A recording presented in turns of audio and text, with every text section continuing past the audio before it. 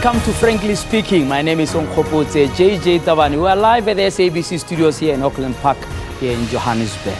Tonight, we dip our flags with sorrow and reflection as we pay tribute to Mama Winnie Madikizela Mandela.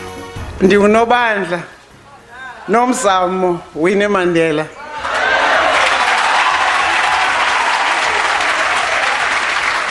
As Shakespeare would write in Romeo and Juliet, what's in a name? That which we call a rose by any other name would smell as sweet. There's been so much outpouring of emotion since her passing on Easter Monday. One of the painful episodes has been the negative narrative from those who sought to poke holes, in a sense, in a story of fierceful fight for freedom on behalf of the poor and oppressed. Something, to be expected in a free society for which she was incarcerated, for which she fought so hard. On the other hand, the question is, what lessons must we take from her life? It has certainly gotten the country talking. Her life was colorful. It was certainly not free from controversy. Like all of us, she was only human, albeit an extraordinary human being whose life is an illustration of how to free a nation and how to free women in our patriarchal society. My guest tonight is Imbokodo in her own right, former chairperson of the ANC and current Speaker of the National Assembly, Baleka Mbete, who will help me to understand the complex person Mama Winnie was. Let's go talk frankly to her now.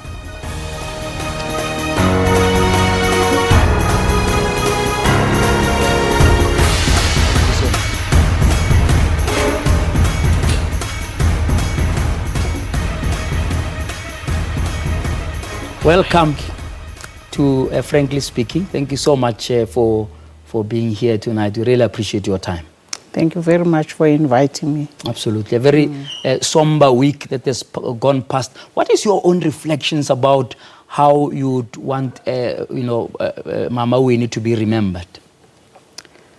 I think Mama Winnie's life speaks of a fearless person, a person who does not flinch, who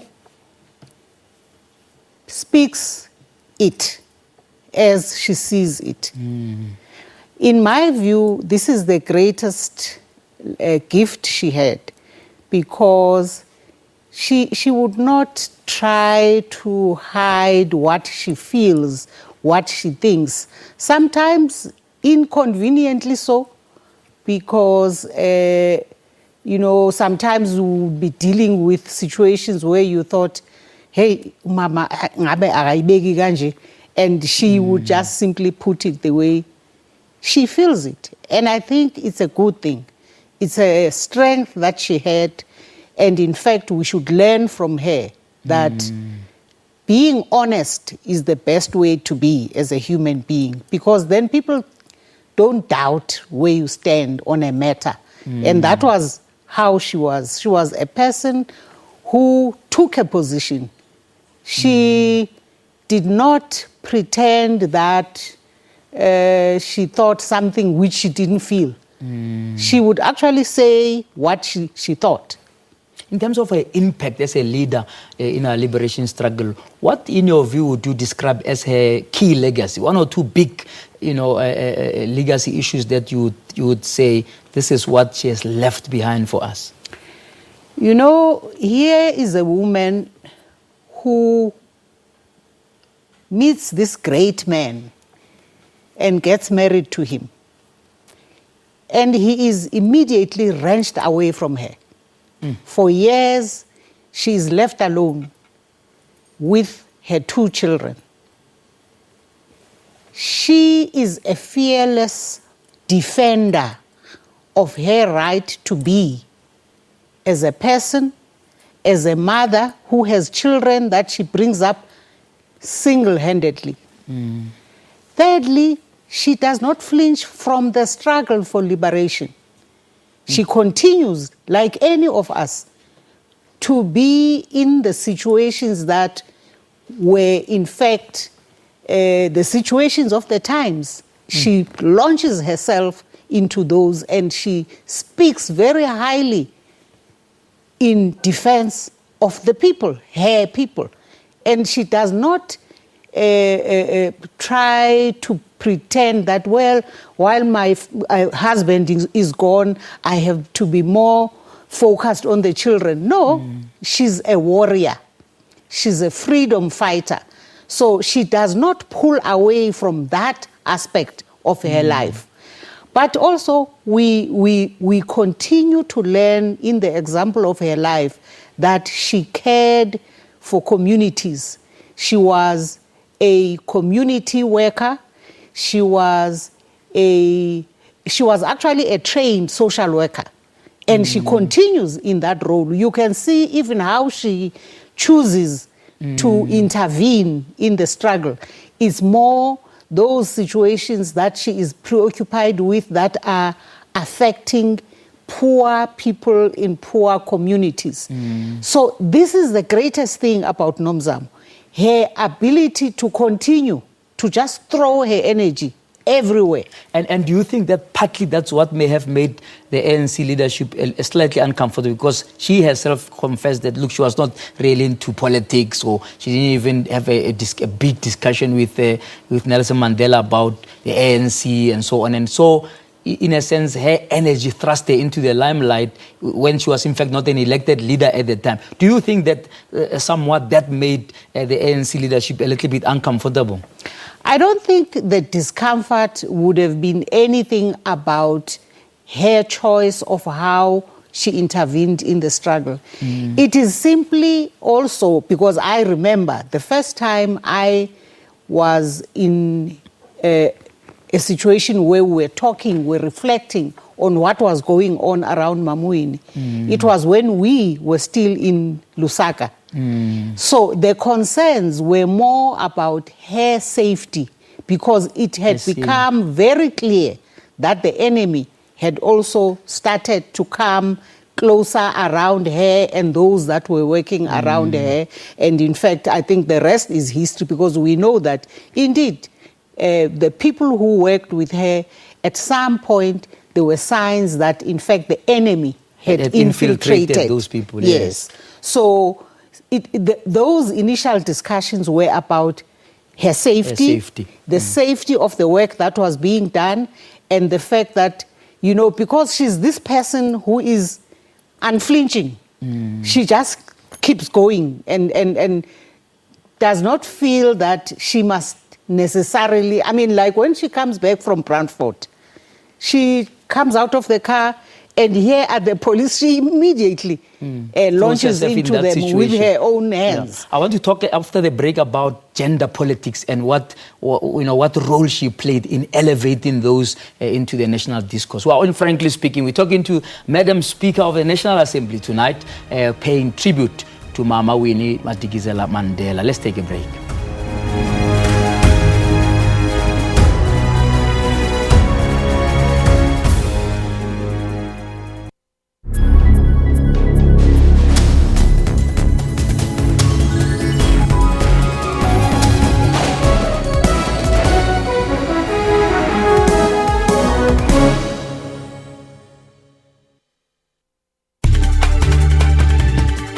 Shervin Bricebys, SABC News. Paul Barber, SABC News, London. Ntebo Mokobo, SABC Ufa go tswa mono Russia. Neha Punya, SABC News, Saharanpur in Uttar Pradesh in India. Other than that, I've enjoyed every single moment of it.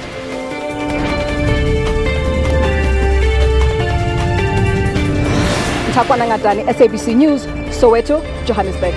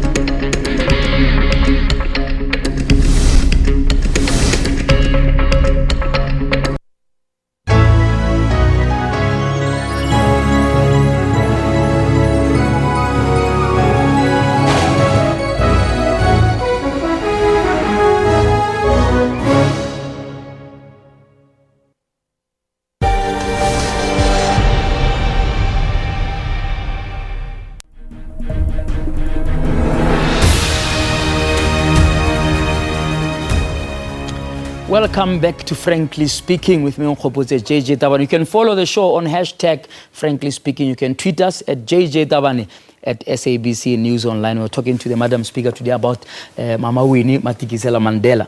The whole issue of raising the debate on gender issues was one of her passions. What are your own recollections about those conversations, and what do you think her role was in elevating, the whole issue of women empowerment really to become a mainstream discourse, both within the ANC and in the country?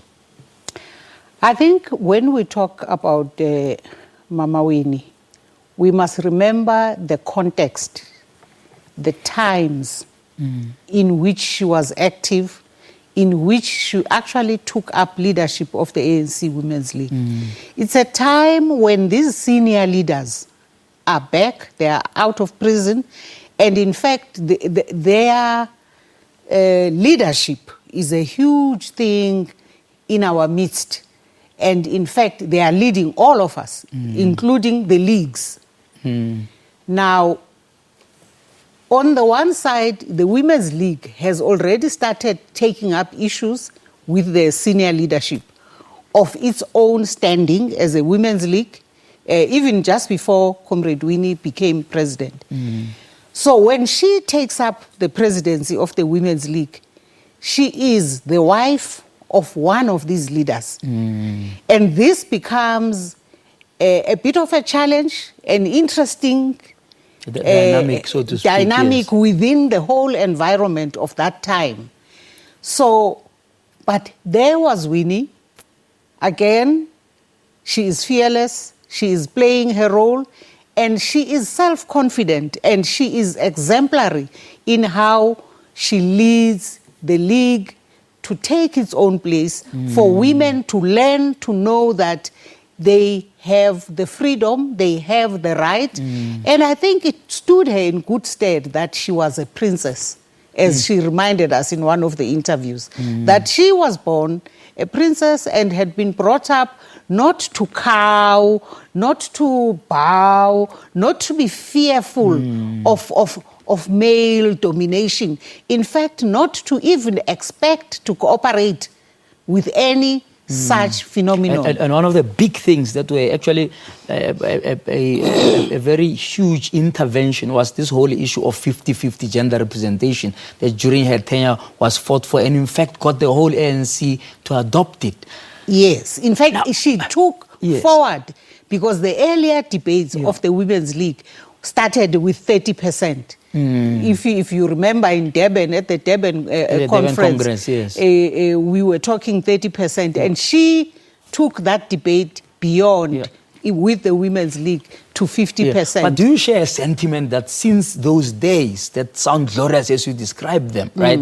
There's been almost like a downward spiral or a lull in as far as taking up those gender issues are concerned, starting within the movement and then in broader governance. And I'll tell you why, because if you look at, if you fast forward to just the last general election, you had a situation where you didn't even have a single woman premier, right? You said this decision that sounds fine, 100%, I mean 50-50, but just recently in 2014, you have not single women premier. You now have two women premiers, but it only happened because now the two men who were occupying that were promoted. Then you were just from a Nasrec where you are left with one person in the top 6. Please explain to me how you feel in terms of whether we're able to fill those shoes and carry the gender issues with the same passion that she did. I think the ANC must take up those debates frankly, as we are speaking frankly here. Yes. And men and women in the ANC must ask themselves what happened. And we must all take responsibility to fix it. Because also, it's not only women who must correct that situation, who must answer, who must figure out what is wrong. Why is it that, in fact, in all provinces, it's men who are chairpersons. And therefore, when it comes to premiership, it is men that end up becoming the premiers. So it's a good thing that there are two women who are now premiers, but in fact, in the ANC structures, we must confront that But question. it talks about, and I'm really glad that you're talking about confronting this, because we'll be having a different conversation if we all thought it's all fine, because it's actually not. And the issue of gender consciousness is what is now worrying people within the ANC and society. And here, if you look at just recent examples, an MP, a male MP, stands up to try and beat up a woman MP from the same caucus. I would have understood maybe if they wanted to beat up an opposition. They want to beat up their colleague. Right? I'm not aware that that person has been disciplined, or I know that they're still an MP. You got a Manana who's been convicted of beating up a woman. Right? It was too quick that now he's rehabilitated and he's already sitting there as an MP. The Women's League did not even argue that let's have a criteria that says before you are elected into position, at least don't be in such a messy controversy related to gender issues. Do you think there's something to be said there about the extent of gender consciousness in our movement right now? You know what? I don't think you should leave it for the Women's League to deal with situations like that. I am saying those are political challenges that are facing all of us, because we have a policy that actually says we are now an organization that is gender sensitive. And gender conscious. We are gender conscious. We know that there are certain don'ts. There are things we don't do. There are things we don't tolerate. Actually, we don't even tolerate violence between two cadres, whether they are both male or male. But in these two female. cases, you seem to have tolerated too much, because... No, actually, we didn't tolerate. Tell me more. What did you do with Manana and this other MP? Well, Manana has been taken through a process. At Parliament? That MP, no, in the executive, which is where he was when these things were happening. Okay. Secondly, that MP you are talking about, in fact, has not come back. Well, it's been fired. Has not come back. There's been a political process that has dealt with her situation, because I remember coming across him somewhere and indicating that we were owing each other something. Okay. I've never seen him. I looked for him and I was told that he's probably not coming back. I said, okay, that might be a But good... in his own volition, so to speak. So are you saying that Yes. that speaks to the fact that he knows he's done something wrong? He knows he be tolerated? He definitely knows he has done something wrong. Yes. But I'm also wanting to say, JJ, the truth of the matter is, over the years, there is an increase in the consciousness of some male comrades, because there have been situations where we are sitting in a meeting and it's a male comrade who raises these issues we are raising. And I think that where there's something good that has happened, we've got to recognize it. And I must say that there has been consciousness. A change, a bit change, of a change. And people just consciously raising these things and saying, can you believe that we men have not made sure that back in the provinces there's at least there are women leaders, and we give a space for women to come in and also do things. But if you look at Nasrec, I mean, you lament that even at the end of Nasrec, you say, gosh, after 104 years, we're still here. 106 years, we're failing to just get our act together, to just say, gosh, can you just have a first women president of the ANC?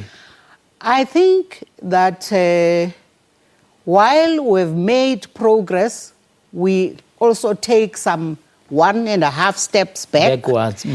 Why? Because the culture of the male domination continues to be stronger. It's obvious. And sometimes, even with women themselves, allowing it, if not encouraging it. Because sometimes it's also our difficulty as women to come to terms with the fact that we have a right.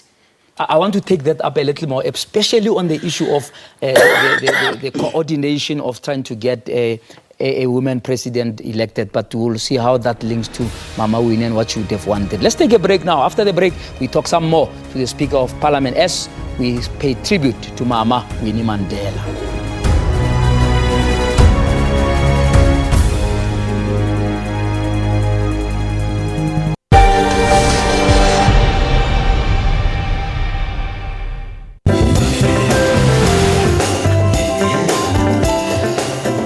A very good morning to you, and thank you so much indeed for choosing Morning Live. But I want to know the basic thing.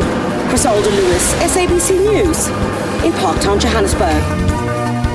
Zimbabwe, Mzondele Mbete, SABC News, Luanda, Angola. Let's take a look at your market indicators.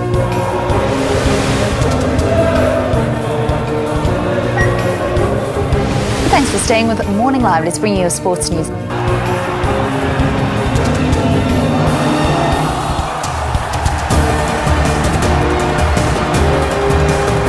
Let's take a look at your satellite image.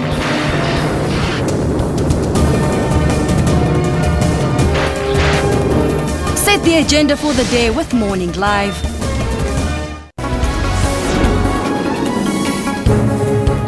This is your midday report. Good afternoon. I will be faithful. I assume as President of the Republic of Kenya. Let's take a look at how African markets and currencies are performing now. The central bankers say the success of Bitcoin and other cryptocurrencies is just a bubble. Breaking stories, detailed economy and sport. Tune into Midday Report every Monday to Friday from 12 p.m.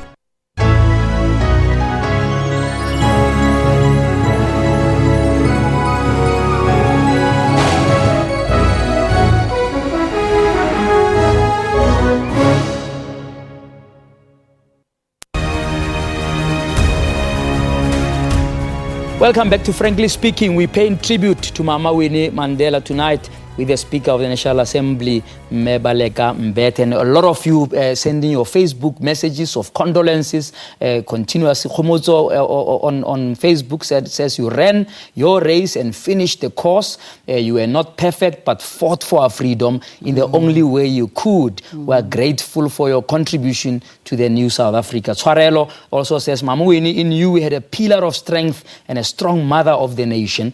Bongani also saying, rest in pioneering to not only the mother of our nation, but to a brilliant activist, revolutionary, and humanitarian. And then Joseph Koyana says, you showed that Mosadi Utshwara Thipa ka fa bogaleng. You fought for South Africa through great leadership. And that's why I want to talk about, to say, did our women leaders, right? And I hear what you are saying about men also being part of it, and it's true.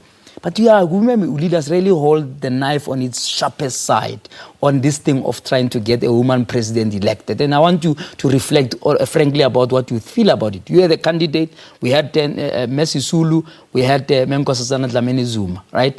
And that showed as if the women of the ANC were not united about, okay, let's just go for this candidate so that at least that is a success. What's your reflections about that, and what the background that Mama, the foundation that she put, that could have been used to achieve that kind of goal? It so happens that I was in touch with Mama because in the last few years of her life, in the last 10 years in particular, we had reason to come closer within a context of the family. My brother married into a family where our sister-in-law was brought up by Zenani. So we came across one another in that context and talked about this subject. That's number one. Number two, it's not easy because politics is not easy. It's complex. And while we are talking gender politics, there's the broader politics within which even that gender politics is happening. And therefore, you find that things get much more complicated in a manner that is not talked about in the open. It's much more difficult than is easy to talk about. So I think I want to leave it there to say you are correct that a better situation would have been if the women had come together and therefore maintained a stronger possibility to create a situation where, in fact, maybe now we would be having a woman president. But how do you pick up this spear then? Because clearly there are gaps. I mean, one of the things that really puzzled me was the Women's League at the policy conference. saying men must be part of their delegation because women are so emotional. I mean, some of these things, I could mention many examples, frighten us about, are we going to really be able to go back to that standard of pushing these gender issues like Mama Winnie did? How do we pick up her spear? But are you sure that that's what the Women's League said? Or is it just a rumor? I mean, I'm not sure. I didn't hear that. Correct me, because it seems like everybody was puzzled. Why are we having men as part of a delegation of the Women's League? I heard about 5 or 6 men who were there in the ticket of the Women's League. And anyway, let's talk about that when we have more facts about it. But the fact that it's a great pity that we missed out on an opportunity because of the broader politics of the organization. And therefore, the issues of the interests of women as a collective got subsumed and therefore sacrificed in that context. Unfortunately, we've run out of time completely. What's your last message to South Africa on this week? The last message I have is to say, South Africa, let's learn to have a sense of occasion. To know on this occasion, these are not the things to be said, to be raised. We are mourning the death of one of us. And what we must do is to pay tribute to them rather than to be digging every dirt we can find about them. Absolutely. It's not correct. It's not done. But thank you so much for agreeing to come and help us pay tribute here at the SABC. We really appreciate it. Thank you so much. Thank you very much. That was Frankly Speaking, coming to you live from the SABC in Auckland Park. Until we talk frankly again, may God bless you.